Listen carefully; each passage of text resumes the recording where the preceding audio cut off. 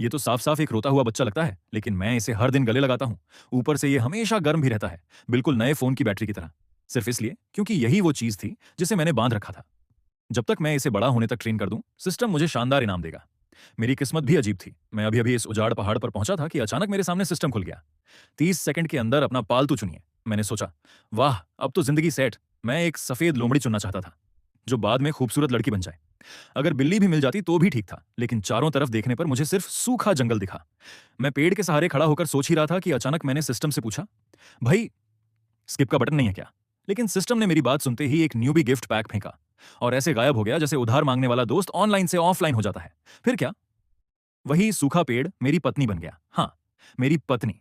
दुनिया में लोग परी जैसी गर्लफ्रेंड पाते हैं और मुझे मिला लकड़ी का लट्ठा। लेकिन क्या करें, 10,000 सालों से सिंगल आदमी स्टैंडर्ड्स नहीं देखता। मैंने पेड़ को प्यार से देखा और कहा, कोई बात नहीं, कम से कम तुम मुझसे बहस तो नहीं करोगी।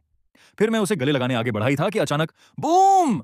आसमान से बिजली गिरी और सीधा मेरी पत्नी पर आकर लगी। 1 सेकंड में वो काली पड़ गई। मैं तुरंत घुटनों पर गिर पड़ा। नहीं, मेरी पत्नी, हमारी शादी को अभी 5 मिनट भी नहीं हुए थे। मैं रोते हुए उसके पास गया। अब वहां सिर्फ आधा जला हुआ पेड़ बचा था। मैं दुख में डूबा था। तभी अचानक पेड़ के अंदर से एक दिव्य आत्मा बाहर निकली। एक बेहद खूबसूरत महिला हवा में तैर रही थी। मैं तुरंत आंसू पोंछ कर खड़ा हो गया। ओह, तो अपग्रेड वर्जन ये था। उसने ठंडी नजरों से मेरी तरफ देखा। मेरा नाम लियू रुयान है। वो कभी पूरे राज्य की सबसे ताकतवर महिला थी, लेकिन दुश्मनों ने उसे बुरी तरह घायल कर दिया। इसलिए उसने अपनी आत्मा लिंग लॉन्ग हार्ट में छिपा दी, ताकि अगले जन्म में दोबारा साधना कर सके।